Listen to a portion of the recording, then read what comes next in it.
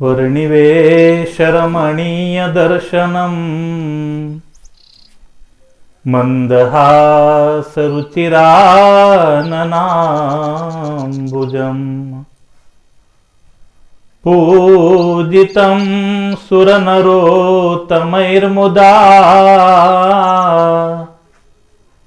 धर्मनन्दनमहं विचिन्तये। भवानी शंकरौ वन्दे श्रद्धा विश्वासरूपिणौ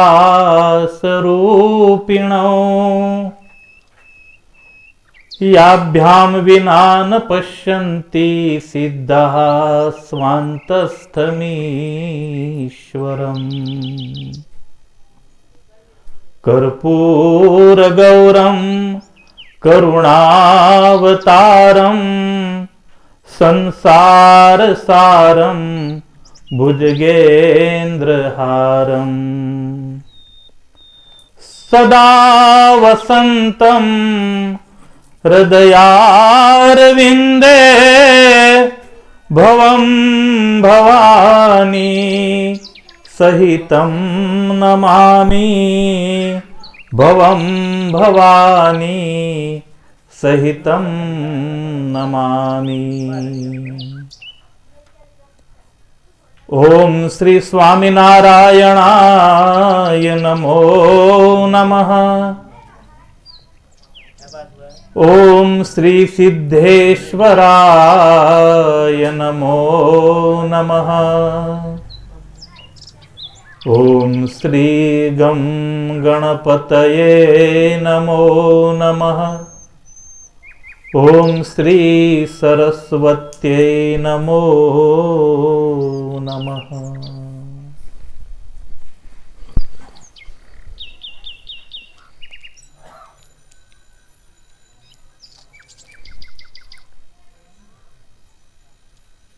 इष्टदेव परम कृपाळू परमात्मा भगवान स्वामीनारायण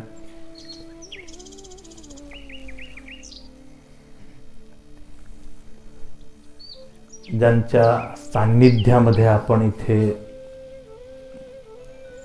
सत्संग करायला उपस्थित झाले, भगवान महाकालेश्वर स्वामी श्रीप्रकाशदासजी आणि सर्व भाविक भक्त मंडळीला सप्रेम जय स्वामीनारायण।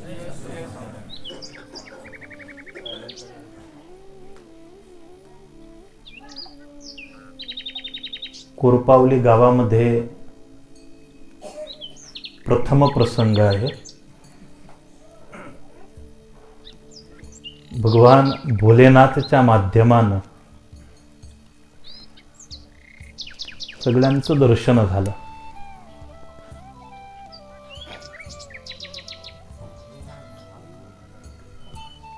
खूप सुंदर आजचा हा पवित्र दिवस आहे, शिवरात्रीचं पर्व।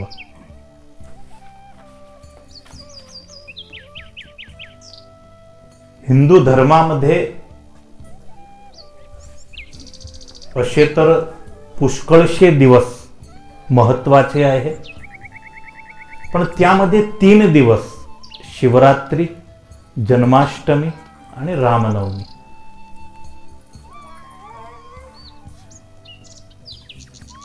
विधान तर आहे की आपल्याला एकादशीचा उपवास करायचाच आहे जर आपण हिंदू आहे।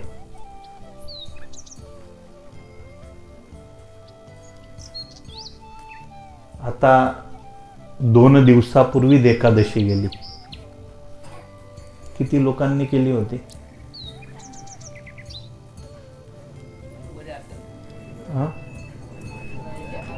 मोजके।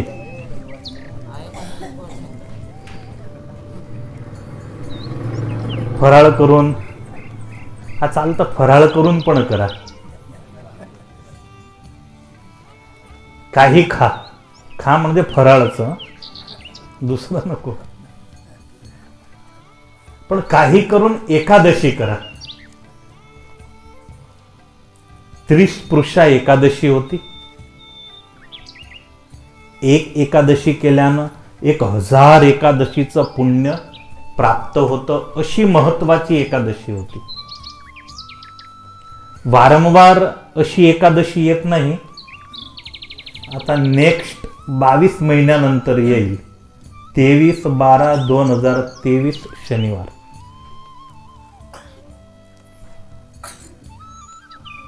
आपण वैष्णव आहे. या जगामध्ये 3 संप्रदाय प्रचलित आहे: वैष्णव, शाक्त आणि शैव.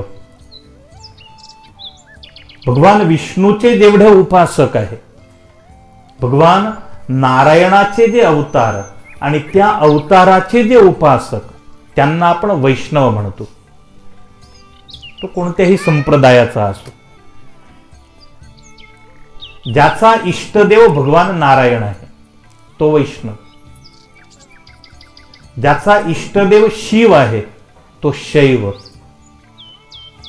आणि ज्याची आराध्या देवी माताजी आहे तो शाक्तपंथी, शक्तीचा उपासक. म्हणजे पुऱ्या विश्वामध्ये हे 3च संप्रदाय, हे 3च धर्म.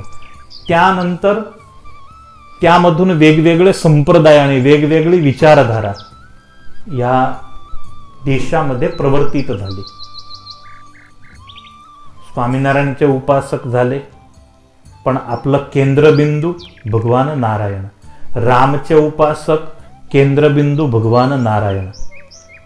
मानभावपंथी असो, केंद्रबिंदू भगवान श्रीकृष्ण. म्हणजे कोणताही धर्म तुम्ही पहा, कोणताही संप्रदाय पहा, स्वामीनारायण संप्रदाय आणि भगवान सदाशिव. स्वामीनारायण भगवंतानं शिक्षापत्रीमध्ये 5 वेळा भगवान सदाशिवला याद केला आहे. नंबर 1 बहुतेक 21वा श्लोक. दृष्ट्वा शिवालयादीनी देवागाराणि वर्तमनी प्रणम्यतानि तद्देव दर्शनम कार्यमादरात. भगवान सहजानंद स्वामी आज्ञा देतात की तुम्ही मार्गाने चालत असले आणि रस्त्यावर जर भगवान सदाशिव यांचं मंदिर आलं, वेळ आहे तर मंदिरामध्ये आत जा, दर्शन घ्या. आणि वेळ नाही तर कमीत कमी रस्त्यावर उभे राहून पण भगवान सदाशिवला तुम्ही प्रणाम करा. त्यानंतर भगवंतानं जे 5 देव मान्य केले, विष्णू, शिवो, गणपती, पार्वतीच दिवाकर, तिथे भगवान शिवला याद केलं. त्यानंतर श्रावण मास करण्याची आज्ञा दिली, तिच्यामध्ये पण शिवला आठवण केली की पवित्र श्रावण मास मध्ये माझे जे आश्रित आहे त्यांनी बिल्व पत्र आदी करून आणि भगवान महादेवजी यांचं पूजन करायचं.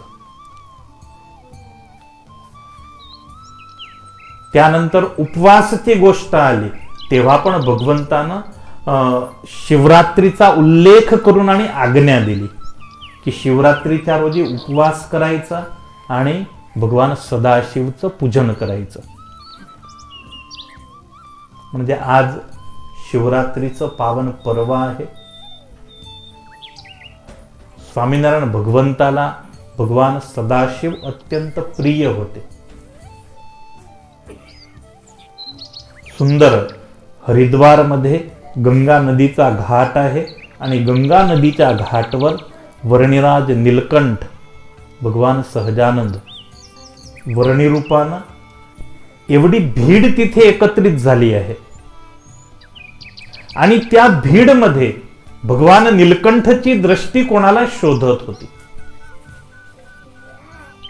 पुष्कळशे लोक तिथे होते. गंगा मैयाची आरती, सायम आरती, संध्या आरती पूर्ण झाली. नीलकंठ वर्णी मनात विचार करत होते की जर जागा मिळाली तर, व्यवस्थित जागा असली तर तिथे मी बसतो आणि ध्यान करतो. पण चारही बाजूला कोलाहल होता, एवढी तिथे भीड, एवढी गर्दी तिथे आहे. चारी बाजूला दृष्टी करत करत नीलकंठवर्णी एका जागेवर उभे होते आणि एक ब्राह्मण देवता तिथे आले. भगवान नीलकंठला हात जोडले. महाराज, तुम्ही कोणाला शोधतात का? भगवान नीलकंठ म्हणाले, हो, मला एक निर्जन आणि एकांत स्थानाची गरज आहे, जिथे बसून मी शांत चित्तानं ध्यान, पूजा वगैरे करू शकेल.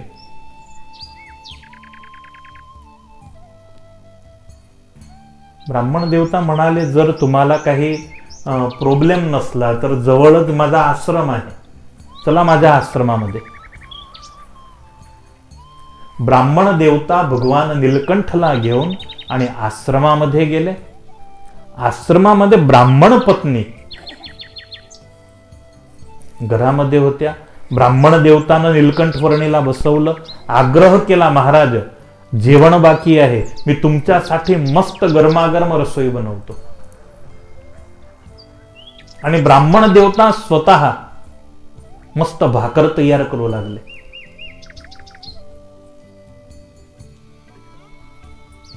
त्या ब्राह्मण पत्नीनं पाहिला आणि विचार करू लागली की अहो, माझे पतिदेव आज स्वतः भाकर तयार करतात. ते ब्राह्मण देवता कोणी दुसरे नव्हते, स्वयं भगवान सदाशिव, आणि पत्नी ते स्वयं मा जगदंबा पार्वती. पार्वती विचारात पडल्या की भगवान सदाशिव स्वयं त्रिलोकीनाथ एक ब्राह्मण बटूक साठी स्वतः भाकर बनवतो. हा ब्राह्मण बटू असा कोण आहे? हा पार्वती मैयानं डोळे बंद केले आणि समाधीमध्ये पाहिलं तर हो, हा तर सर्वोपरी नारायण आहे, सर्वेश्वर नारायण आहे. म्हणजे पार्वती आल्या नीलकंठवर्णी जवळ, महाराज, माझा पतिदेव आज प्रथम वेळात भाकर बनवायला बसला आहे, त्याला येत नाही, कच्ची पक्की भाकर तयार होईल. तुम्ही म्हणत असले तर मी माझ्या हातानं मस्त स्वयंपाक तयार करून देतो. नीलकंठवर्णी म्हणाले, तुम्ही दोघं नक्की करा, मला तर जेवणाशी निस्बत आहे.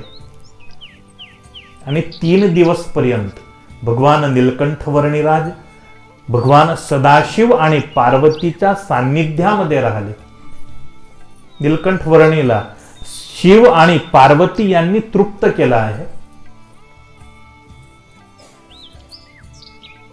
नीलकंठवर्णी जेव्हा तिथून निघाल्या, आज पण तो आश्रम आहे हरिद्वारला, जिथे भगवान नीलकंठवर्णी मुक्कामी राहिले होते.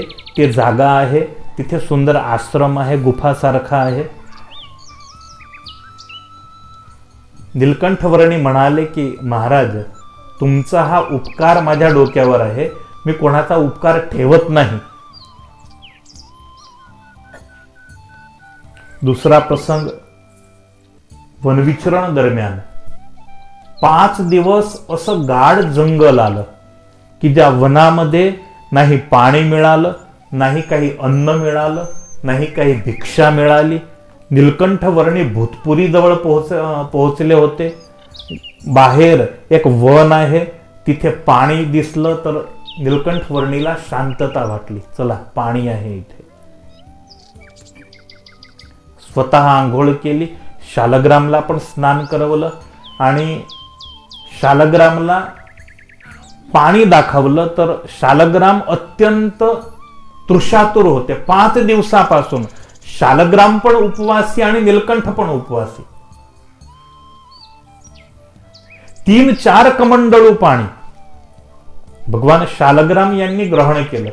वर्णिराज विचारात पडले, तर एवढी तहान होती तर भूक पण लागली असेल शालग्रामला, पण आता आहे काय इथे?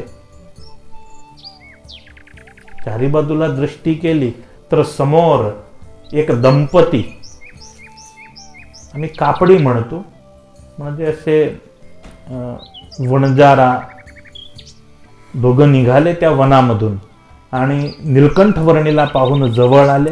महाराज, आम्हाला भिक्षा द्यायची आहे. आणि 7वा म्हणजे आता इथे काय म्हणतात ते नाही मला याद, पण बहुतेक सुखडी सारखी आयटम असते. गव्हाचं पीठ असतं, त्यामध्ये गूळ टाकलेला असतो, तूप असतं.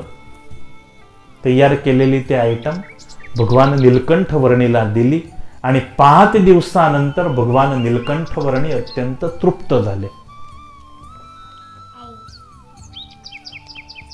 भगवान नीलकंठ वर्णीनं विचारलं की अशा घोर जंगलामध्ये तुम्ही आहे कोण? आणि तेव्हा ते दोघी म्हणाले की तुम्हाला तर सर्व काही कल्पना आहे, तरी सुद्धा तुम्ही आम्हाला विचारतात. आम्ही या वनामध्ये निघाले आणि तुम्हाला पाहिलं म्हणून इथे आले. आम्ही तर वनामध्ये राहणारे आदिवासी आहे. भगवान नीलकंठवर्णी यांनी सुंदर स्तुती केली. महाराज, खोटं नको बोला, मी तुम्हाला ओळखतो. सदाशिवम शाश्वतमीशितारम. शिव आणि पार्वती यांची 8 श्लोकद्वारा भगवान नीलकंठवर्णी यांनी सुंदर स्तुती केली. आणि वर्णिराज म्हणतात की हे ऋण पण माझ्या डोक्यावर आहे. भगवंतानं जेव्हा स्वहस्ते 6 मंदिराचं निर्माण केलं तेव्हा नंबर 2 वडतालला गणपतीची स्थापना केली, सोबत शिव आणि पार्वतीची पण स्थापना केली आहे. जुनागडला मंदिर बनवलं, तिथे सिद्धेश्वर महादेव अशा नावानं भगवान सदाशिवची स्थापना केली. जे सदाशिव पुष्कळ लोकांचे मनोरथ परिपूर्ण करतात. आज पण बहुतेक एक दिवसामध्ये 4, 5, 10 मुलं तिथे येतात. त्यांची काही मानता असते की पुत्र झाला म्हणजे आम्ही जुनागडला येऊ, सिद्धेश्वर महादेवजीचं दर्शन करू. तर कमीत कमी 10-15 मुलं तर रोजचे तिथे सुरू असतात. सुंदर भगवान सदाशिवचं दिव्य स्वरूप तिथे विराजमान आहे. हे झाली भगवान स्वामीनारायण आणि शिव यांची परस्पर प्रीतीची गोष्ट. आपण चर्चा करू आजच्या या पवित्र दिवसाची. शिवरात्रीचं पावन पर्व. 2 कथा मुख्य आहे. भगवान शिव, ज्याला आपण सत्य स्वरूप म्हणतो, शिव म्हणजे कल्याणकारी. शिव म्हटलं म्हणजे कल्याणकारी तत्व, जे कल्याण करणारं तत्व आहे.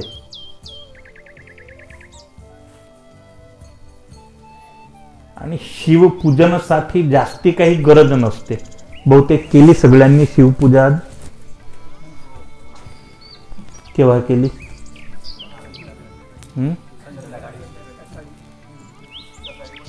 सकाळपासून उद्या सकाळच्या 6:45 पर्यंत तुम्ही करू शकता.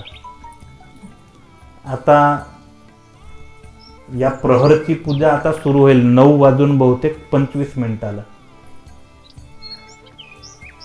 आणि निशित कालची जे पूजा म्हणजे त्याच्यानंतर जे 12 वाजाचं पूजन आहे ते अति महत्वाचं आहे. भगवान शिव हे संपत्तीला देणारे देव आहे, भोग देणारे देव आहे. म्हणूनच बहुतेक राक्षस, रावण असो, हिरण्यकश्यपू असो, कंस असो, शिशुपाळ, जरासंध, हे सर्वच भगवान शिवचे भक्त होते. नावद आशुतोष आहे, कमी केल्यानं जास्त फळ देणारा देव आणि लवकरात लवकर प्रसन्न होणारा देव, म्हणून त्याला आशुतोष असं नाव दिलं. प्रसन्न झाले म्हणजे सर्व काही देतात. काही काही डोक्याचे असुर पण मिळाले. भस्मासूरची कथा प्रचलित आहे.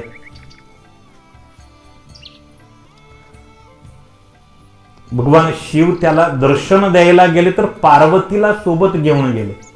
आता भस्मासूर विचित्र आहे, पार्वतीला पाहून आणि त्याची दानत बिघडली, नियत बिघडली. शिवला जर मारलं तर पार्वती मला मिळू शकते.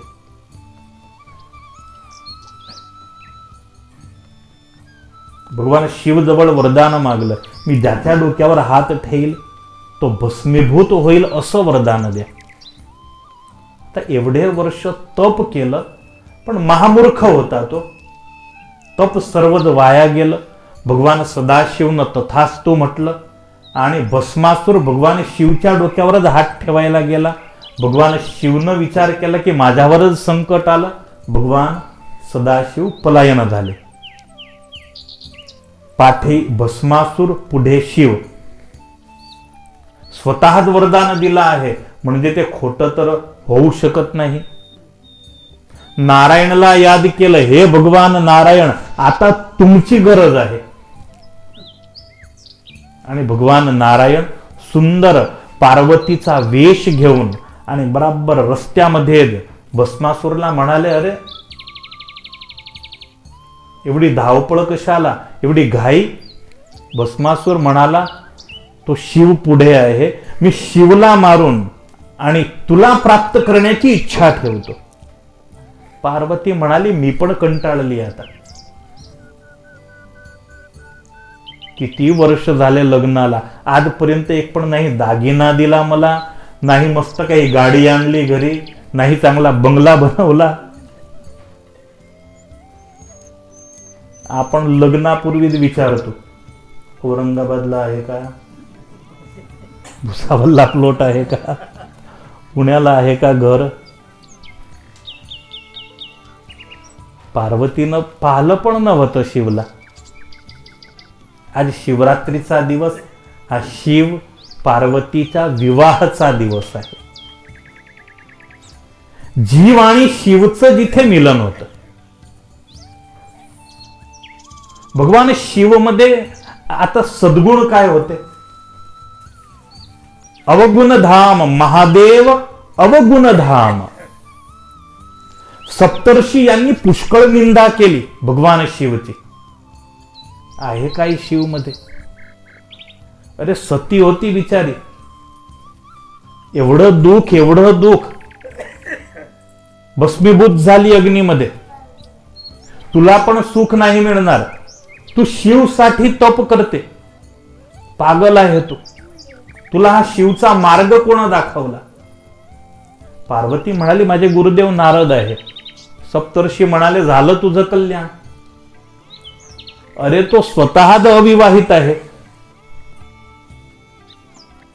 त्यालाच मार्ग नाही मिळत आहे आणि त्यानं तुला मार्ग दाखवला शिवचा.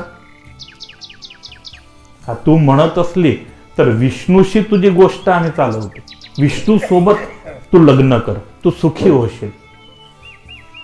आणि पार्वती मैयानं सुंदर जबाब दिला होता, जन्म कोटी लगी रगर हमारी, बरऊ संभुनत रहू कुंवारी, बरऊ संभुनत रहू कुंवारी, जन्म कोटी लगी रगर हमारी. महाराज ऐकून घ्या, ह्या जन्मामध्ये नाही, 1 करोड जन्म पर्यंत मी वाट पाहायला तयार आहे, पण लग्न करेल तर शिव सोबतच. पार्वती म्हणाली, मला काहीच सुख नाही, मी तुझ्याशी लग्न करायला तयार, पण तू शिवला कशाला मारण्याची इच्छा ठेवतो. भस्मासूर पार्वतीला म्हणाला की शिवनं मला वरदान दिलं आहे, मला बघायचं आहे त्याचं वरदान खरी आहे की खोटं आहे. पार्वती म्हणाली, मूर्ख आहे तू, कशाला धावपळ करतो. तो काय वरदान देणार, त्याच्यामध्ये आहे काही शक्ती. स्वतः स्मशानामध्ये राहतो, भूत प्रेत सोबत घेऊन चालतो, नाही घराचं ठिकाण, नाही त्याच्या वेशचं ठिकाण, आणि तो काय वरदान देईल. एक काम कर, परीक्षा घे. भस्मासूर म्हणाला, म्हणूनच त्याच्या पाठी जातो आहे, त्याच्याच डोक्यावर हात ठेवतो.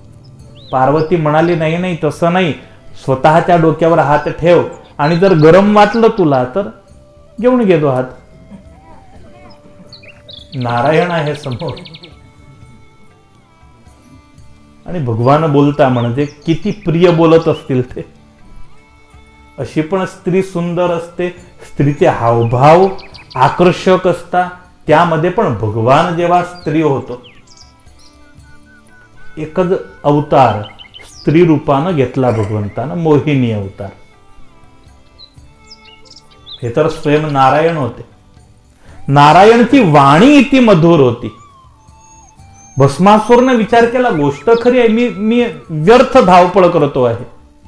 जसा हात डोक्यावर ठेवला तसाच भस्मासुर भस्मीभूत झाला. म्हणजे भगवान सदाशिव विचार करत न होते वरदान देता. प्रसन्न झाले म्हणजे जर कैलास मागलं तर कैलास सुद्धा देऊन देत. अशी भगवान सदाशिवची उदारता आहे. वैराग्याचं प्रतीक म्हणजे भगवान सदाशिव.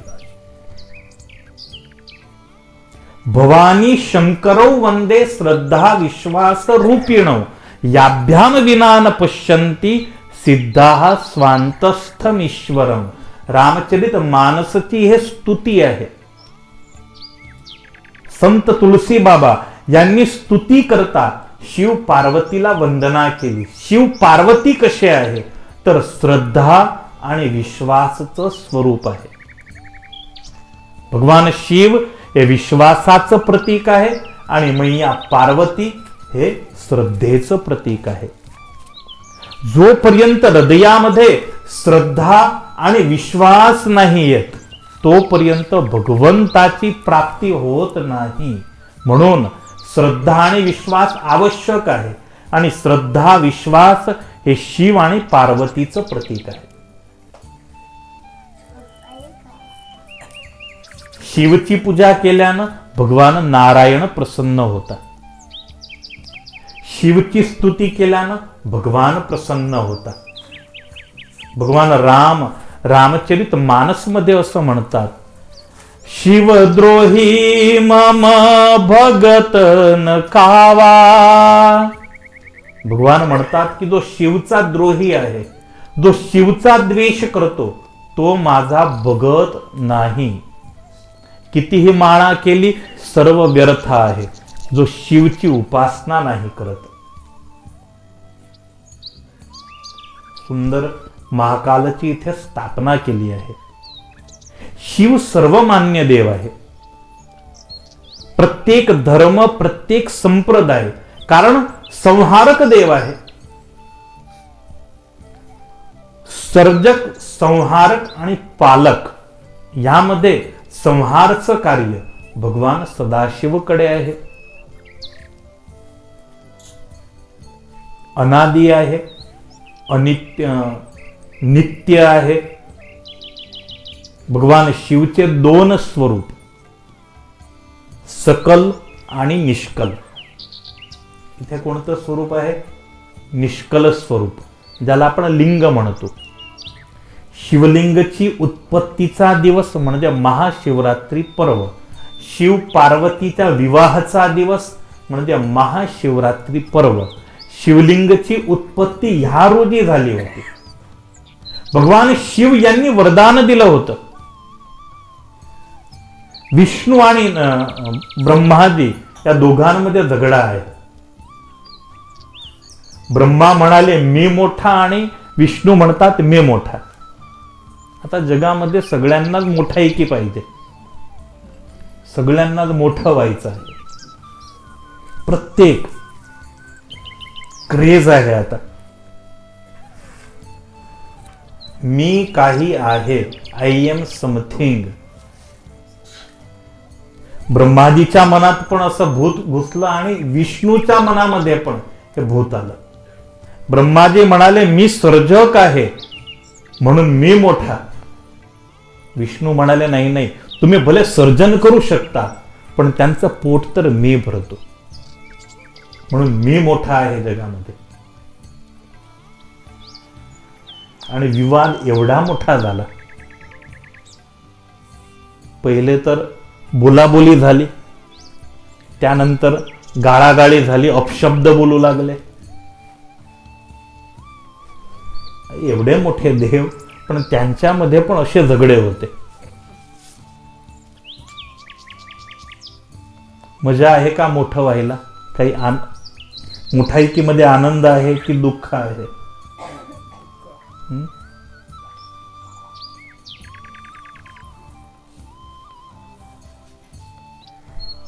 शियाळला काय म्हणता इथे? लांडगा.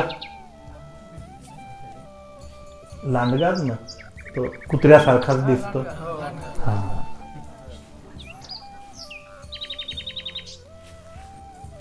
मस्त वनामध्ये अशी मस्त सभा भरली पशु प्राणीची.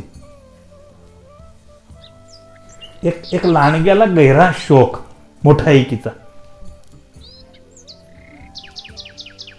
असताना गावामध्ये इलेक्शन येतं तेव्हा कसे सर्व जागृत होता हो. चारी बाजूला प्रत्येक गलीमध्ये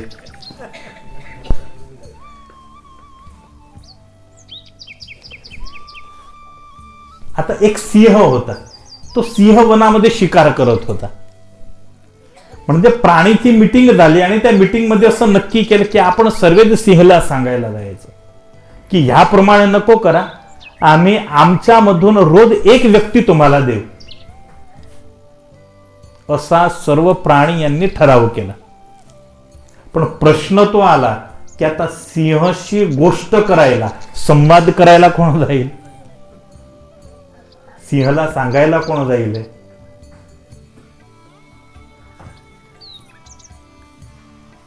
तो लांडगा होता, त्याला मोठं व्हायची इच्छा होती. तो म्हणाला, जर तुम्ही म्हणत असले तर मी जाऊ शकतो. आपण एक शरत, तुम्ही मला राजा बनवा. माझ्याजवळ काही होद्दा असला तर मी काम करू शकतो ना. कॉर्पोरेटर, त्यानंतर काय म्हणता वोर्डमध्ये इथे कोणी असतं,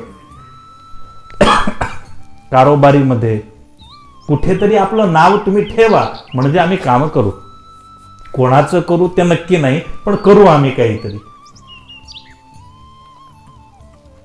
तो लांडगा म्हणाला, मला राजा घोषित करा. सर्व प्राणी म्हणाले, एक काम करा, आजपासून तू आमचा राजा. 4-5 दिवस झाले, परत मीटिंग भरली. त्या राजाला म्हणाले, तू तर गेला नाही सिंहजवळ सांगायला. तो म्हणाला, मी काय जाऊ सांगायला, कोणी माझं मान तर ठेवत नाही इथे. मला नाही कोणी मान देत. मला पाहून आणि सर्वच माझ्यासमोर डोळे ताणतात. कोणाला कल्पनाच नाही की मी राजा आहे इथे. एक हत्ती म्हणाला, आता आमची पण इच्छा आहे तुम्हाला मान द्यायची, पण आता तुम्ही सर्व एक सारखेच दिसता. या जंगलामध्ये किती आहे लांडगे, सर्वच एक सारखे दिसतात. म्हणजे कळतच नाही की तुम्ही आले. एक काम करा, तुम्ही काही निशाणे ठेवा. एक 150 गधेड होते तिथे, गाढव. एक लाकूड घेऊन आलं आणि लाकूड त्या लांडग्याच्या शेपूटला बांधून दिलं की ज्याच्या शेपूटला हे लाकूड आहे तो राजा. आणि तो त्या लांडग्याला असा आनंद झाला की चला आता आपल्याला हुद्दा मिळाला. लाकूड पण सोबतच चालतं ना. आणि बराबर मीटिंग मस्त जमली आहे. आणि तितक्यात सिंह आला तिथे आणि अशी भयंकर गर्जना सिंहाची. सर्व मीटिंग बरखास्त, एक पण नाही राहिला तिथे. जो राजा होता तो राजा पण निघाला, पण एक ते वाड असते, वाड मधून निघायला गेला तो तर निघाला, पण ते लाकूड अटकलं तिथे. सिंहनं तिथेच शिकार केला. काय मिळालं? मोठाईकीचा परिणाम. म्हणून संत म्हणतात, लहानपण देगा देवा, मुंगी साखरेचा रवा. भजन आहे ना वारकरी संप्रदायाचं. लहानपण देगा देवा, मुंगी साखरेचा रवा. तुमचं घर आहे स्वतःच, तुम्हीच साखर आणत असाल, तुम्हीच गुळ आणत असाल, पण तुम्हाला नाही माहित की गुड कोणत्या डब्यामध्ये आहे.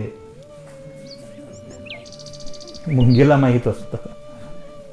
नाही तिनं विकत आणला, नाही घराची मालिक, पण लहान आहे म्हणून गुडच्या डब्यामध्ये घुसून जाते.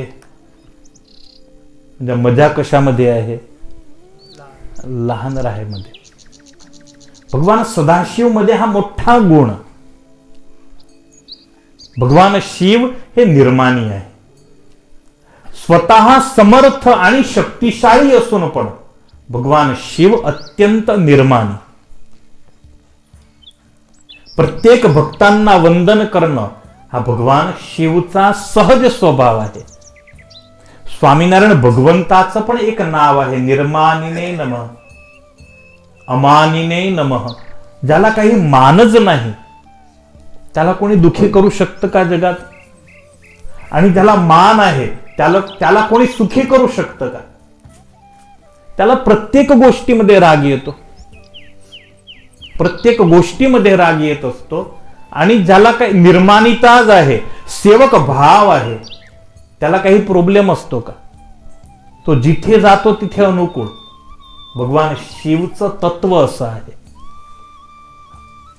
तर ब्रह्मा आणि विष्णू या दोघीमध्ये वाद, मी मोठा मी मोठा, आणि तो वाद युद्धापर्यंत पोहोचला. भयानक युद्ध सुरू झालं. एकानंतर एक शस्त्र निघू लागले आणि त्यामध्ये पण ब्रह्माजीनं ब्रह्मास्त्राचा उपयोग केला आणि विष्णू यांनी नारायणास्त्राचा उपयोग केला. जर हे दोघी शस्त्र एक झाले तर पूर्ण पृथ्वीचा संहार होऊ शकतो, नाश होऊ शकतो. देव भयभीत, समग्र सृष्टी भयभीत. आता कोणाच्या शरणी जायचं? काही दुःख आलं तर आपण नारायण जवळ जातो, पण इथे तर नारायणच वेळा झाला आहे. नारायण स्वतःच दुनियाचा संहार करायला बसला आहे. आता आपला रक्षक कोण? 4 वेद मूर्तिमान होते तिथे. वेद म्हणाले काम करा, भगवान सदाशिवच्या शरणी चला. आणि भगवान शिवच्या शरणी गेले. भगवान शिवला प्रणाम करून म्हणाले, महाराज, ब्रह्मा आणि विष्णू मध्ये विवाद आहे, भयंकर युद्ध सुरू आहे.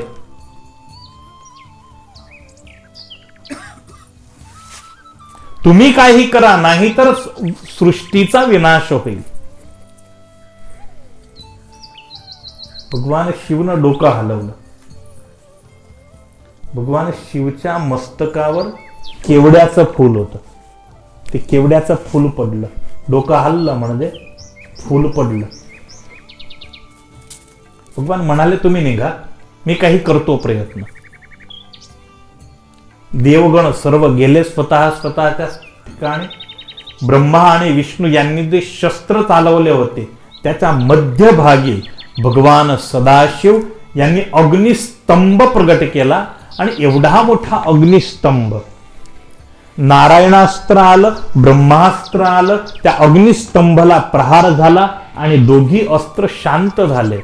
ब्रह्माला नाही विष्णू दिसत होते, विष्णूला ब्रह्मा नाही दिसत होते. मध्यभागी ते अग्निस्तंभ आहे. विचार करू लागले, हे काय?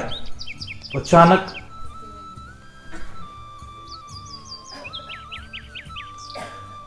अग्निस्तंभ मधून तेज तेज तेज निघत होत.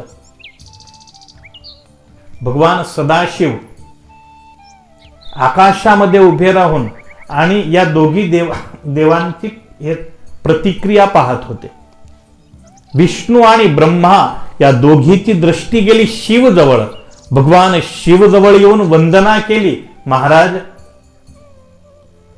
भगवान शिव म्हणता, हे अग्निस्तंभ मी प्रगट केला आहे.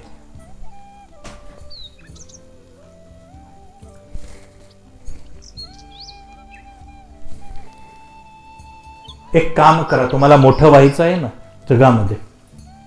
ब्रह्माजी म्हणाले, हो, तुम्ही घोषित करा मी मोठा. शिव म्हणाले, तसं नाही, एक काम करा, आपण परीक्षा घेऊ, स्पर्धा करा. हा जो अग्निस्तंभ दिसतो आहे,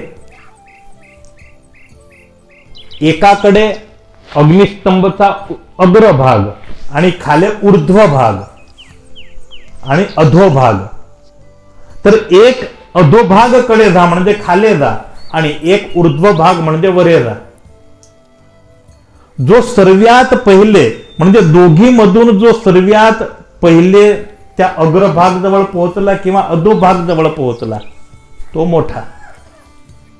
त्याच्या अंतपर्यंत तुम्हाला पोहोचायचं आहे आणि प्रथम पोहोचायचं आहे. भगवान नारायण वंदना केली आणि वराहाचं रूप धारण केलं, कारण अधोभाग म्हणजे पृथ्वीमध्ये जायचं होतं. वराहाचं रूप धारण करून आणि भगवान नारायण त्या अग्निस्तंभचा अंत कुठे आहे ते बघायला निघाले आणि ब्रह्माजी त्या अग्निस्तंभचा वरचे अंत कुठे आहे ते बघायला निघाले. 1 दिवस 2 दिवस 5 वर्ष 10 वर्ष 100 वर्ष व्यतीत झाले तरी पण त्याचा अंतच मिळत नव्हता. नाही आधी मिळत होता, कुठून सुरू झालं हे कळत नव्हतं आणि अंत कुठे आहे हे पण कळत नव्हतं. विष्णूनं विचार केला, जाऊ द्या म्हाताराला द्याऊ द्या, आपण देव मोठा आहे की. असा पण म्हातारा आहे, केस झाले आहे आता उजे, किती वर्ष राहील. ब्रह्मा तू मोठा, कशाला पाय दुखाडायचे. भगवान विष्णू मध्यभागी पोहोचले होते आणि तिथूनच भगवान परत झाले. ब्रह्माजीनं विचार केला की हो याचा अंत केव्हा येईल आणि तितक्यामध्ये 100 वर्षपूर्वी देव प्रार्थना करायला गेले होते. शिवनं हास्य करून डोकं हलवलं होतं, डोक्यावरून केवड्याचं फूल पडलं होतं. ते फूल दिसलं ब्रह्माजीला. ब्रह्माजीनं विचारलं की तू कुठून आला. तो केवडा म्हणाला की हे सर्व देव प्रार्थना करायला आले होते तेव्हा शिवनं डोकं हलवलं, मी शिवच्या डोक्यावर होता, तिथून पडला तर इथपर्यंत पोहोचला आहे अजून. ब्रह्माजीने विचार केला, ओय बाप 100 वर्ष झाले अजून हा केवढा इथपर्यंत पोहोचला आहे तर वरते किती असेल. ब्रह्माजी म्हणाले काम करशील का. केवडा म्हणाला हो. केवड्याने विचार केला तर एवढा मोठा माणूस सृष्टीचा सर्जक माझी सहायता मागतो, सांगा. ब्रह्माजी म्हणाले बस तुला फक्त साक्षी व्हायचं. मी सांगतो भगवान शिवला की मी पोहोचला थेट पर्यंत. जर त्यांनी विचारलं साक्षी कोण तर तू होशील का साक्षी. केवड्याने विचार केला तर एवढ्या मोठा माणूस त्याचा साक्षी झाला तर आपल्याला पण काही फायदा होईल. केवडा म्हणाला हो मी साक्षी.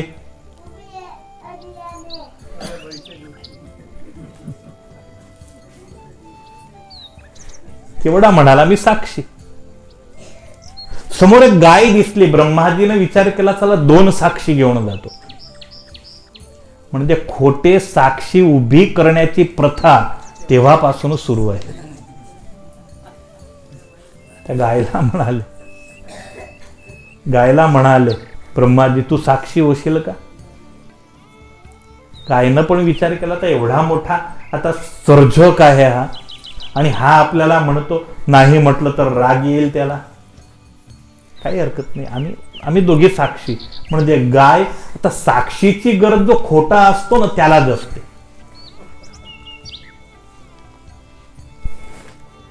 तो खोटं बोलतो ना तोच प्रत्येक गोष्टीमध्ये आईची शपथ आई म्हणतो ना तसं. म्हणजे समजून घ्यायचं की इथे काहीतरी गडबड आहे. असा तर दुसरा शब्द बोलतो पण मी शुद्ध भाषेत बोलला. दोघी साक्षीला घेऊन आणि ब्रह्माजी आले भगवान शिव जवळ. भगवान नारायण पण पोहोचले, ब्रह्माजी पण पोहोचले. ब्रह्माजी खुश होते. भगवान शिव म्हणाले आले दोघी. हा महाराज. कोण पोहोचलं पहिले. भगवान नारायणना हात जोडले. मी तर थकला.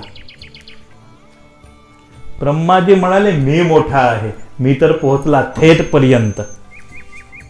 पहा साक्षी पण घेऊन आला आहे. भगवान शिवनं गायकडे दृष्टी केली. गाय म्हणाली हो मी तिथेच होती जेव्हा हे तिथे पोहोचले. केवढा म्हणाला हा मी पण पाहला. कुठे खोटं बोलायचं. तनकी जाणे मनकी जाणे जाणे चितकी चोरी. अरे ज्याला सर्व काही कळतं तिथे खोटं बोलायचं. शिवनं डोळे बंद केले आणि समाधीमध्ये हे कळालं की हे दोघी खोटे साक्षी आहे आणि ब्रह्मा पण खोटं बोलतो आहे.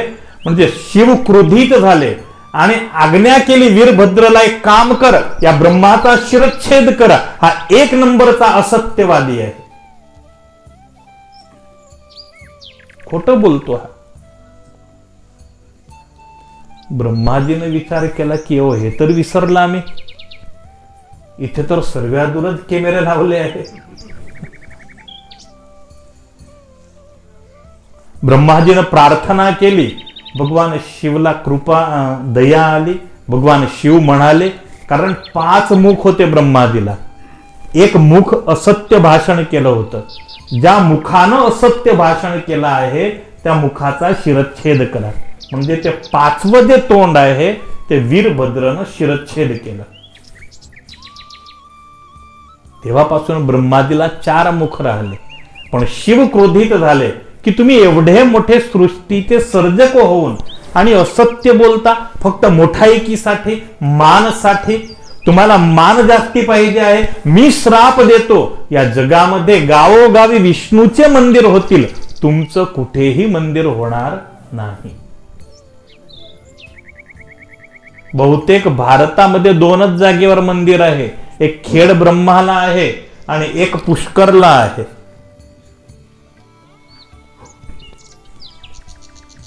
गायला श्राप दिला, तुझ्यामध्ये तर 33 करोड देव निवास करता आणि तरी सुद्धा तू असत्य भाषण केलं.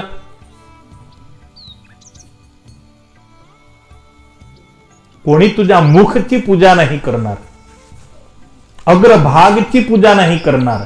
मी तुला श्राप देतो आहे. म्हणजे गायची पूजा आपण कुठे करतो? शेपूटला. तिची शेपूट पवित्र असते. नजर लागली तर शेपूट आपण अशी अंगावर फिरवतो. शेपूट पवित्र असते. मुख भाग अपवित्र आहे, कारण त्या मुखानं गौमाता असत्य बोलल्या होत्या. फक्त एकच वेळा असत्य बोलली हो तरी सुद्धा अपवित्र झाली. आपण किती वेळा बोलतो? सकाळ झाली की सुरू.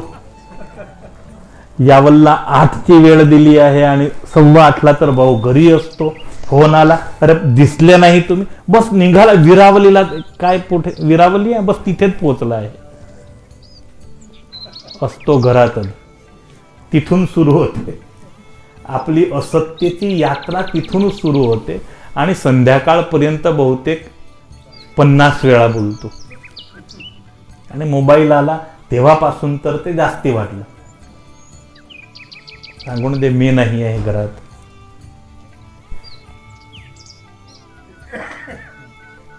भगवान शिवनं केवड्याचं जे फूल आहे त्याला सुद्धा श्राप दिला. आजपर्यंत मी तुला मस्तकवर धारण करत होता, पण मी श्राप देतो आहे, जर कोणी केवडा प्रत्यक्ष माझ्यावर अर्पण करेल तर तो नरकचा अधिकारी होईल.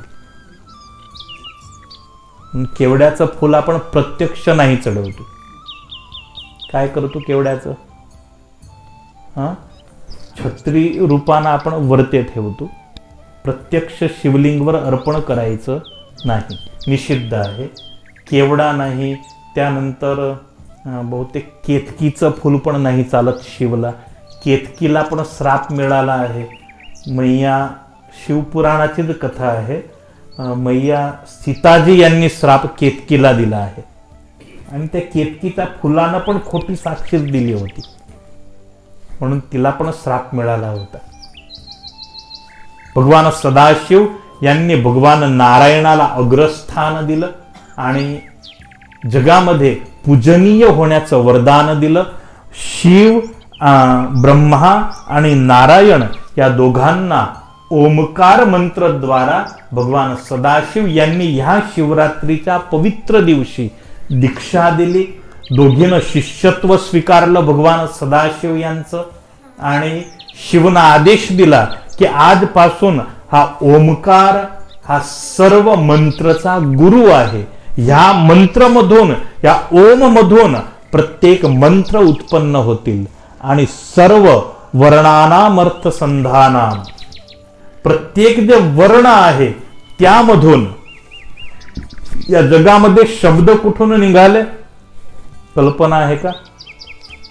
शब्द नव्हते.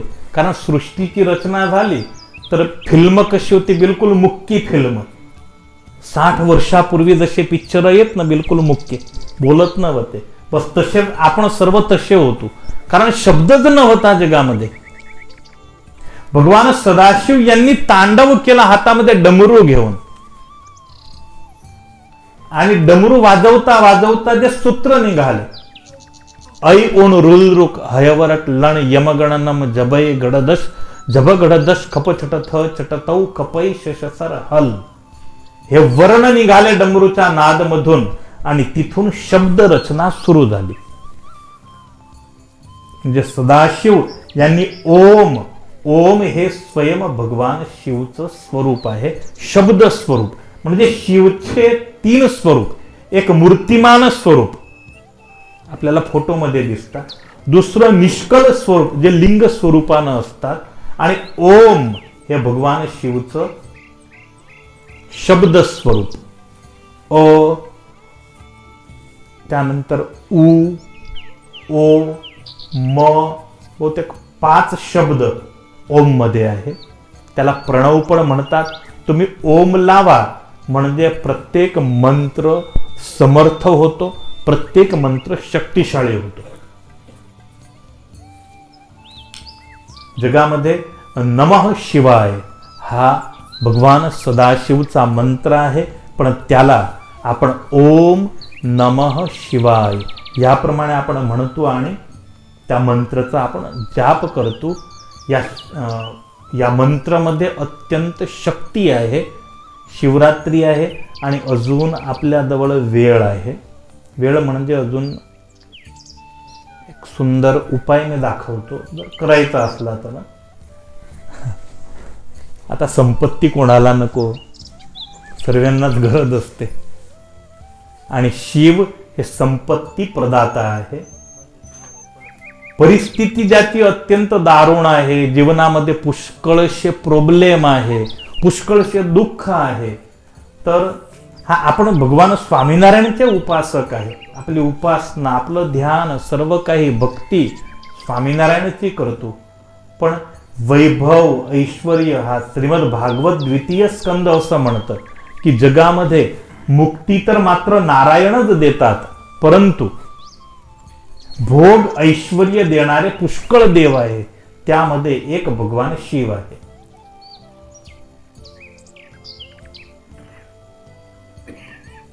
धंतुरा, धंतुराला काय म्हणतात? धतुरा, धुत्रा, धोत्रा, धोत्र्याचं फूल येतं आणि ते फूल हळद असते, तर हळद मध्ये टाकून द्यायचं आणि पूर्ण फुलाला हळद लावून आणि रात्रीला बराबर 12 वाजायला, म्हणजे अजून 2 तास आहे, अजून 2 तास आहे.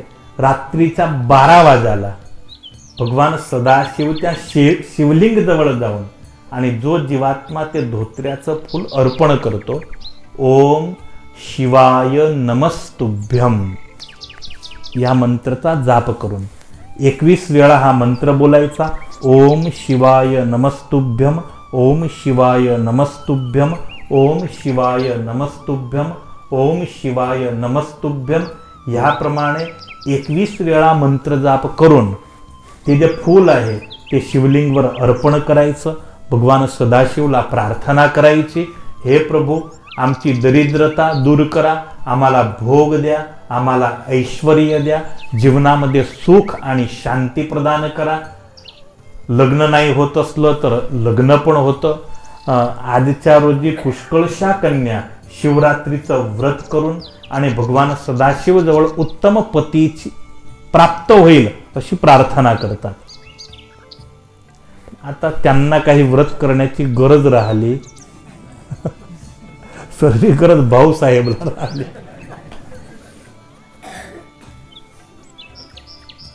आता त्यांचे व्रत आपल्याला करावे लागतील अशी परिस्थिती आली. समाजामध्ये वैचित्र्यता आली. 10 वर्षानंतर परिस्थिती अशी होईल की मुलीवाले आपल्या इथे पाहायला येतील. आता तुम्ही जाता ना तिथे, घर कसं आहे ना, हे कसं आहे, सर्वात वट निघाला. ते एवढ्या पुढे निघाल्या, एवढ्या शिकायला पुढे निघाल्या, आणि भाऊ ओट्यावर बसून मोबाईलच चालवत राहिला. गेम खेळण्यामध्ये सर्व काही गेलं. विवाह नाही होत असला तर भगवान शिवच्या कृपेनं विवाह सुद्धा होतो, संतती प्राप्त होते, संपत्ती प्राप्त होते. कारण शिव हे संपत्ती प्रदाता देव आहे. एक सुंदर कथा आणि लहानसा प्रसंग सांगून आणि माझ्या प्रवचनाला मी विराम करतो. शिवची कृपा कशी आहे.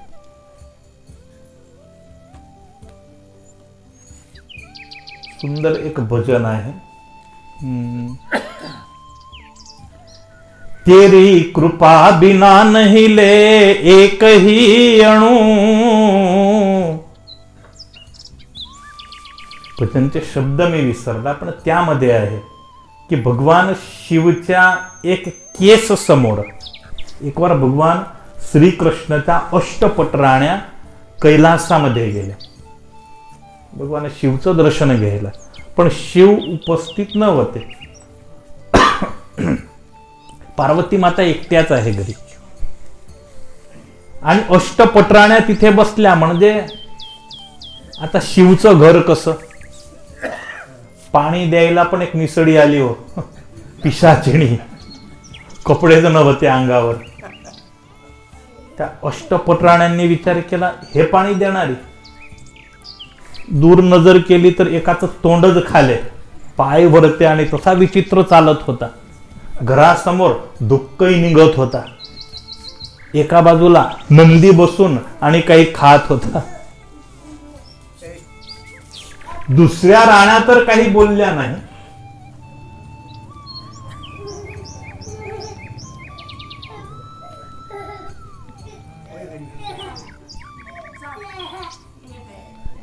दुसऱ्या राण्या तर काही बोलल्या नाही, पण सत्यभामानं नाही राहिलं.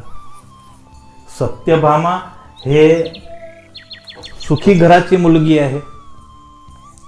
तिच्या घरी रोजचं 1600 मण सुवर्ण तिच्या घरामध्ये पकत होतं. कृष्णची आहे पटराणी, राणी आहे, पण तिच्या बापाच्या घरी 1600 मण, 1-2 किलो नाही, तोले नाही, मण, 1600 मण सुवर्ण सोनं रोजचं तिच्या घरी पकत होतं. अरे आता खाली 5 तोलेचा दागिना जर गळ्यात असला तर किती पावर असतो. पुऱ्या गावामध्ये दाखवत फिरते, पुऱ्या गावाला दाखवते, पहा सोन्याचं कडं आहे, सोन्याचं कडं आहे. कारण तो सुवर्ण आहे हे घमंड करवतं. 80 वर्षाच्या म्हातारीनं मस्त कडं बनवलं व 80,000चं हातात घालून निघाली, पण कोणी विचारलं नाही म्हातारीला की आधी एक कडं केव्हा केलं. का वृद्धानं विचार केला की एवढं महाग कडं हातामध्ये घातलं आहे, पण कोणाला कल्पनाच नाही की माझ्या हातामध्ये आहे सोन्याचं कडं. गावामध्ये निघाल्या तर असे हात हलवून चालत, म्हणजे लोकांची दृष्टी जाईल, पण तरी सुद्धा कोणी विचारलं. थकली, 2 दिवस चालली तशी. विचार केला आता काय करू तर लोकांना कळेल की माझ्या हातामध्ये एवढा मोठा दागिना आहे. म्हणजे रात्रीच्या बराबर 12 वाजायला घराला आग लावली. घराला आग लावून बाहेर निघाली आणि ज्या हातामध्ये ते सोन्याचं कडं आहे तोच हात उच्च करून दाखवू लागली, पहा घराला आग लागली, आग लागली, आग लागली. ते कडं चमकत होतं. पुष्कळशे लोक आले, कोणी पाणी घेऊन गेलं, कोणी काही ते आग शांत करण्याचा प्रयत्न करू लागले. कोणी विचारलं नाही तिला. एक युवान आला, आजी आता जे झालं ते सर्व काही गेलं, पण भगवंताची कृपा, हे कडं तर राहिलं हातामध्ये, कितीचं आहे.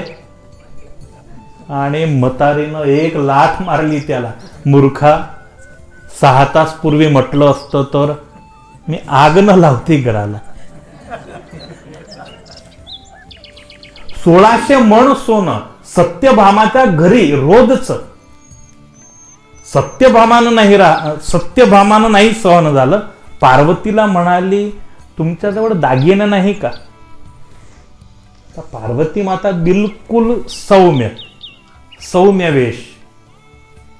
आणि शिवच्या घरामध्ये आता काही कमतरता नव्हती तिथे. पण पार्वतीला पण शोक नव्हता. म्हणजे तुमचे पतिदेव पण असेच राहता, ह्याच घरामध्ये राहता तुम्ही? पार्वती म्हणाली, होय हेच आमचं घर आहे. हो, आमच्या इथे तर सोन्याचे महल आहे. आणि काय दासी, किती सुंदर. अरे आता पाणी घेऊन आली होती, काय पाणी पिऊ आम्ही? तिला पाहूनच घाम सुटतो. आता तिथे भूतच दरवाजा उघडतं आणि तिथे तेच काम करणारे आहे. पार्वतीला मनोमन असा शिववर क्रोध चढला, आता येऊ द्या घरी, गोष्ट आहे. सत्यभामा म्हणाली, एक काम करा, जर काही दागिने वगैरे पाहिजे असलं तर या एक वेळा द्वारिकेला. पुष्कळशा साड्या आहे आमच्या इथे आणि पुष्कळशे दागिने आहे आणि माझ्या इथे तर भंडार भरले आहे. पार्वतीला खीज तर अशी चढाली, हिला मी 2 थपाट मारते. पण आता पाहुणा होऊन आली आहे. पण हे अपमान पार्वतीनं सहन नाही झालं. शिव आले तर भगवान शिवला म्हणाले, महाराज आता बंद करा हे सर्व नाटक. पहा तर खरी दुनिया कुठे पोहोचली आहे. अरे औरंगाबाद मध्ये कोणी फ्लॅट घेत आहे, कोणी मुंबईला बंगला बनवत आहे. कमी सामर्थ्य आहे तर तो अंबरनाथला पडला आहे, पण गेला इथून. आणि आपण अजून कोरपावलीमध्येच आहे. अरे काही मस्त घर बनवू, बंगला बनवू, मस्त आरामानं राहू, माझे कपडे तर पहा, आणि तुम्ही पण आता हे सर्व सोडा, आता नाही शोभा देत. भगवान शिव म्हणाले, झालं काय? अरे आज त्या कृष्णच्या पटराण्या आल्या होत्या इथे आणि काय माझी मस्करी केली. एकाकडे हा नंदी, हा आपल्या घराचा शो बिघाडतो.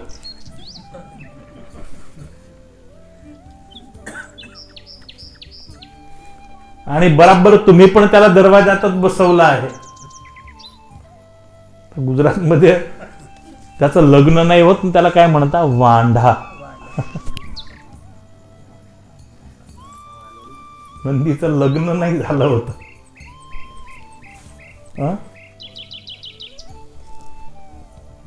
भगवान शिव म्हणाले, एक काम करा,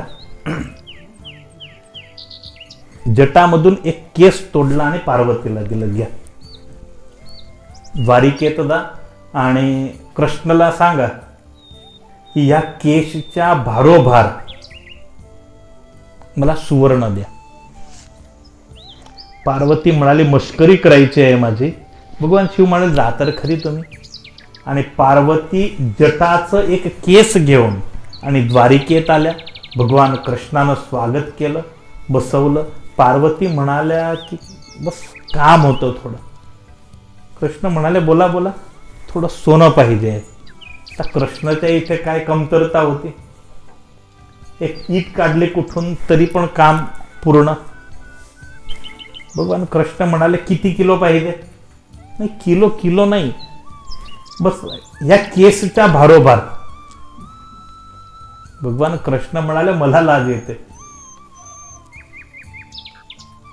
नाही, पार्वती म्हणाली, याच्यापेक्षा जास्त पण नको मले आणि कमी पण नको, तराजू मागवा. आणि तराजू मागवलं तिथे.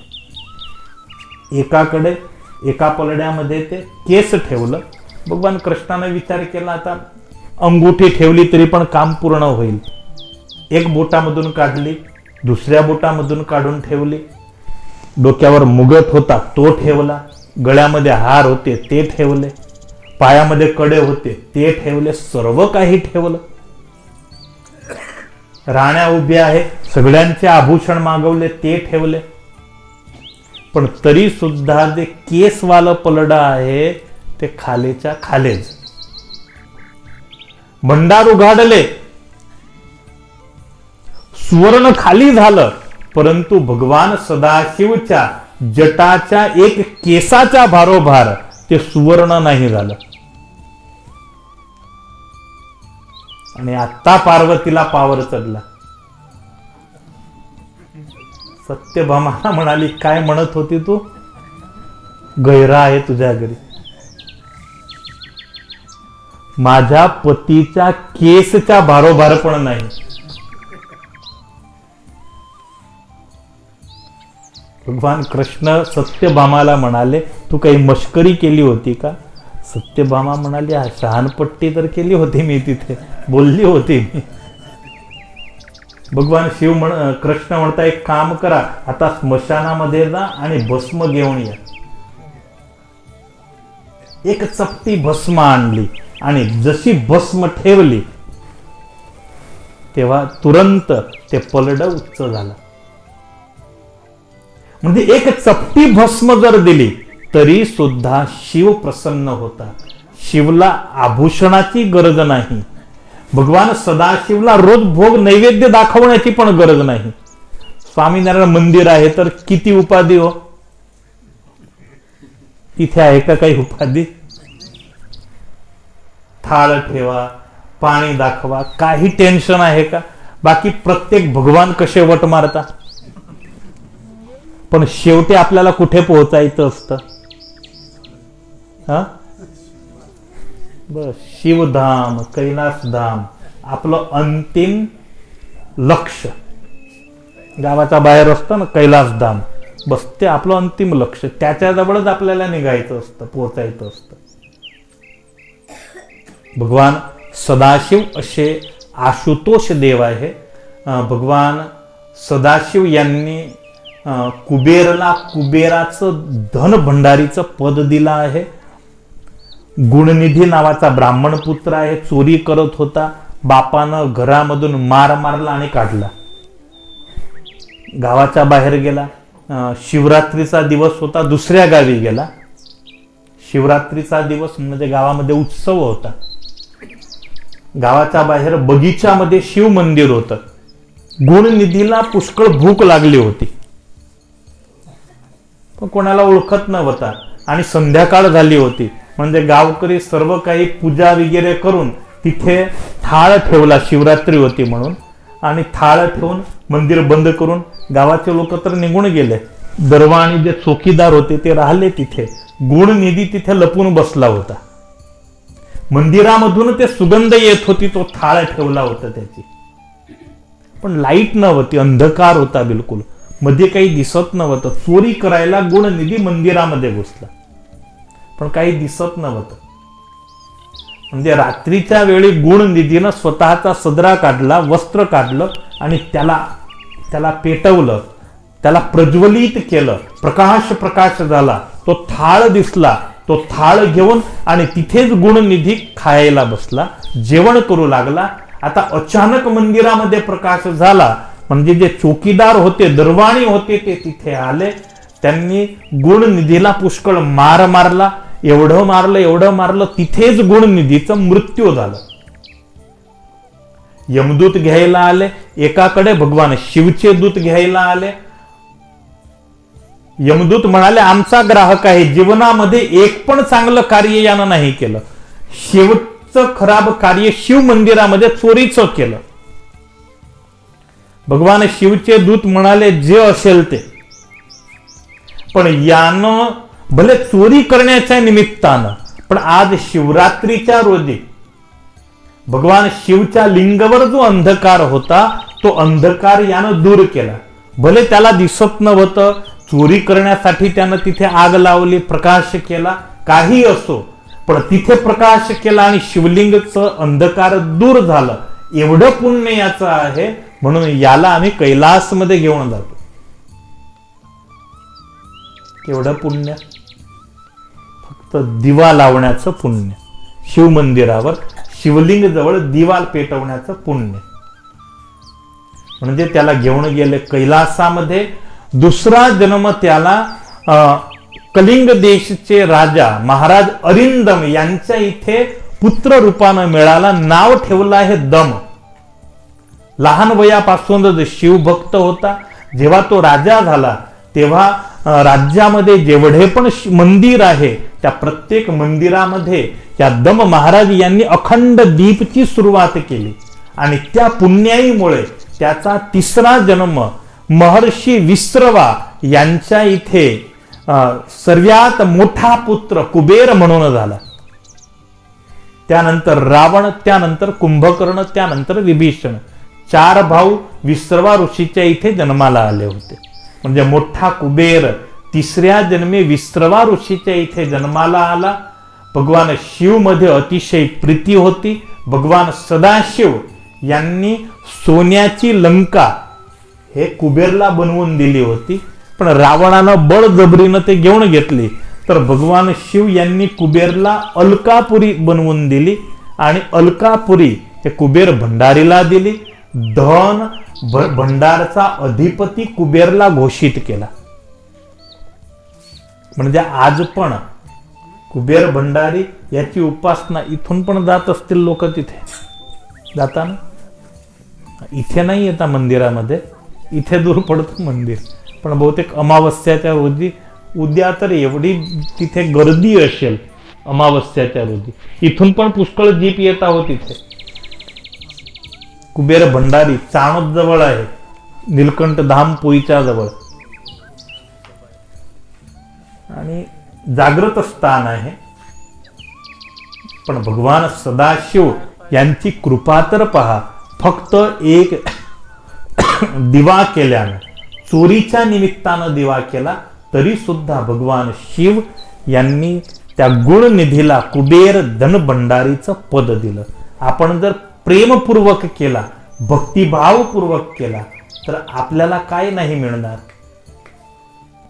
आज सुंदर शिवरात्रीचं पावन पर्व आहे आणि अजून सकाळपर्यंत, सकाळच्या 6:45 पर्यंत आपला उपवास राहील. 6:45 पूजन संपल्यानंतर पारणा, म्हणजे उपवासाची समाप्ती केव्हा? सकाळी 6:45 झोपून राहिले तर गेले, उपवासाचं फळ पण गेलं. त्याचं मुहूर्त असतं प्रत्येक उपवासाचं, एकादशी करा की काही करा, पारणा मुहूर्त असतं. त्या मुहूर्तावर पारणा करणं आवश्यक असतं. म्हणजे सकाळी 6:45 पर्यंत आपल्याला उपवास ठेवायचा आहे. तोपर्यंत तुम्ही शिवपूजन करू शकता. रात्रभर जर जागरण केलं तर अतिशय उत्तम. पण मला पूर्ण विश्वास आहे की तुम्ही मस्त आराम करता.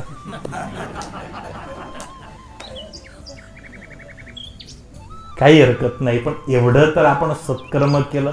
काही अर्धा तास, 1 तास भगवान शिवचे काही 2 चरित्र आपण ऐकले, भगवान सदाशिवची दिव्य कथा ऐकली.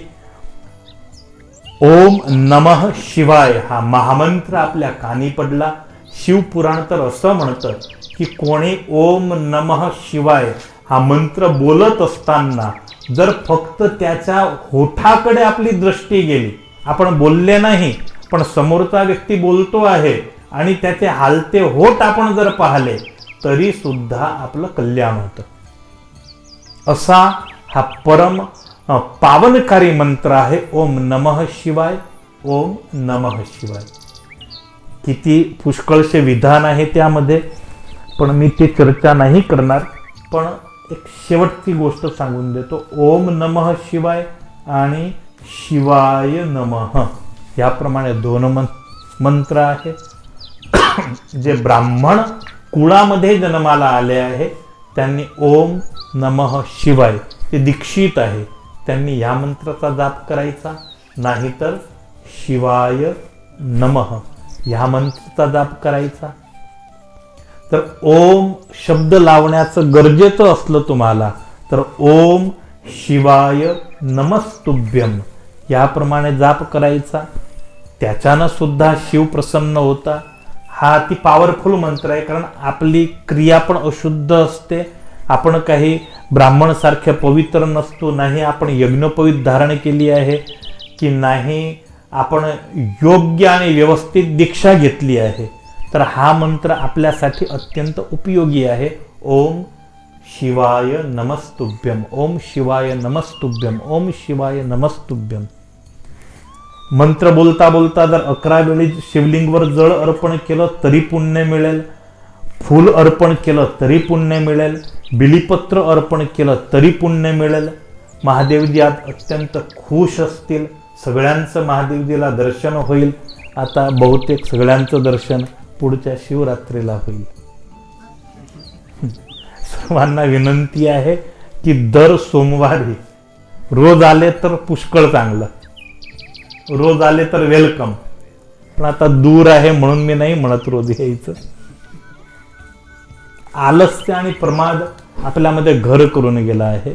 म्हणजे प्रत्येक मंदिर आपल्याला दूर दूर दूर दूर वाटतं. पण रोज आले तर दी बेस्ट, नाही तर सोमवारी तर मंदिरामध्ये येण्याचा आग्रह ठेवायचा. म्हणजे या मंदिरात महादेवजीच्या आपले इष्टदेव स्वामीनारायण मंदिर आहे, तिथे तुम्ही रोज या. आणि इथे पण रोज आले तर बेस्ट आहे. पण नाही येऊ शकले तर आठवड्यामधून एक वार सोमवारी या. आणि तेवढी पण वेळ नसली, कारण आता सर्वच बिझी आहे. जिओ कंपनी आपणच चालवतो, आपल्यामुळेच आहे सर्व. नाही वेळ मिळाली तर पौर्णिमेच्या रोजी, एकादशीच्या रोजी, नाहीतर अमावस्याच्या रोजी या. पण इथे या. संतांनी हात जोडला ना, करा रे बापानो साधन हरीचे.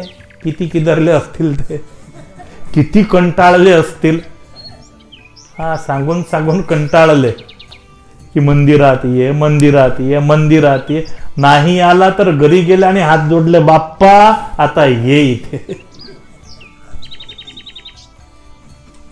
करा रे बापानो साधन हरीचे. म्हणजे दर्शनाचा नियम ठेवा, भगवंताचं भजन करा. भगवान सदाशिव, भगवान भोलेनाथ सर्व भक्तांवर खूप प्रसन्न राहो अशी प्रभूच्या पावन चरणी प्रार्थना आहे. मला पण खूप आनंद झाला. माझा प्रथमच योग आहे कोरपावली गावामध्ये. मी दुसऱ्यांदा आला. आता काही दिवसापूर्वी धर्मादा घ्यायला आला होता आणि आता आणि तो पण राहुल ना, मयूरचा फोन आला होता. मी सहज त्याचा नंबर घेतला होता इथे जेव्हा मी धर्मादा घ्यायला आला तेव्हा. आणि रोज मी मेसेज पाठवतो त्याला. म्हणजे आज त्याचा सहसा, आज माझं व्हॉट्सॲप पण बंद आहे आणि फेसबुक पण बंद आहे. म्हणजे हे प्रवचन मी उद्या चढवेल. मी काल संध्याकाळी असा नियम दिला होता आणि सगळ्यांना पण मी सांगतो की एकादशी असली किंवा हप्त्यातून एक दिवस उपवास करायचा. कशाचा? कशाचा? डेटा उपवास. डेटा बंद ठेवा. आपले काम काही अटकत असले तर चला मोबाईल सुरू ठेवा, पण व्हॉट्सॲप बंद ठेवा, फेसबुक बंद ठेवा, स्नॅपचॅट बंद ठेवा. पुष्कळशा ॲप्लिकेशन आहे जे आपल्या हृदयामध्ये कचरं टाकण्याचं काम करता. मी सुद्धा यूज करतो आणि मला पण कल्पना आहे की याच्यानं कचरं येतं, पण त्याच्यामध्ये पुष्कळशा चांगल्या गोष्टी पण आहेत. आपण आपले विचार, चांगले विचार दुसऱ्यापर्यंत आपण पोहोचवू शकतो. चांगलं पण आहे, खराब पण आहे. त्याला कायमसाठी नाही तर एकादशीच्या रोजी बंद ठेवायचा. म्हणजे मी नियम दिला होता की 12 वाजेपासून, रात्रीच्या 12 पासून तर उद्या सकाळच्या 7 पर्यंत व्हॉट्सअप आणि फेसबुक बंद ठेवायचं. म्हणजे जास्ती कचरो हृदयामध्ये जाणार नाही. याला आपण डेटा उपवास म्हणतो. त्याच्यानं मानसिक शांती पुष्कळ मिळेल. माणूस पागल होणार आहे. तुम्ही 5 वर्षानंतर पहा तर रोग आता या मोबाईलच्या डेटामुळे होतील. मोबाईलमुळे होतील. मोबाईल आपण खिशात ठेवतो आणि त्यामुळे त्याचे जे व्हायब्रेशन असतात ते आपल्या दिमागला, आपल्या मनाला प्रॉब्लेम करणारे होतात. त्याच्यामुळे कॅन्सर पण होतं, पुष्कळशे रोग होता. आता सर्वात मोठा रोग काय निघालाय? ब्लॉकेजचा. 35 वर्षाच्या वयी ब्लॉकेज, 40 वर्षाच्या वयी ब्लॉकेज. हा मोबाईल तो आपली रक्तचाप वाढवतो, BP, high BP, low BP सर्व काही त्याच्यानंच होतं. आपले वाडवडील किती सुखी होते, काही टेन्शन होतं का त्यांना? मस्त बसून राहत. आणि आता सर्व काही आपल्या हातामध्ये येऊन गेलं. काही हरकत नाही, यूज करा. समाज आहे, दुनिया आहे, त्याच्यासोबत आपल्याला चलायचं आहे. चांगली वस्तू आहे. आपण वडतालचे दर्शन पण घरी बसले करू शकतो. प्रत्येक कथा आपण घरी बसले ऐकू शकतो. हे प्लस पॉईंट पण आहे. पण मायनस पॉईंट 98 आहे, प्लस पॉईंट 2च आहे. आता आपल्यावर ते अवलंबन आहे की आपण मायनस पॉईंट किती सोडतो आणि प्लस पॉईंट किती घेतो. म्हणजे सगळ्यांनी विवेकपूर्वक त्याचा यूज करायचा. सर्व भक्तांवर भगवान महाकालेश्वर महादेव, महाकालच नाव आहे ना, भगवान महाकालेश्वर महादेव खूप प्रसन्न हो, अशी महादेवजीच्या पावनचरणी शिवरात्रीच्या या पावनपर्वी माझी प्रार्थना आहे. भगवान स्वामीनारायणच्या चरणी पण प्रार्थना आहे. सर्व भक्तांना पुनः पुनः मी मनःपूर्वक नमन करून सप्रेम जय स्वामी नारायण माझं वक्तव्य इथे समाप्त करतो. सहजानंद स्वामी महाराज, सिद्धेश्वर महादेवनी जय. ओम नमः पार्वती पतये हर हर महादेव हर.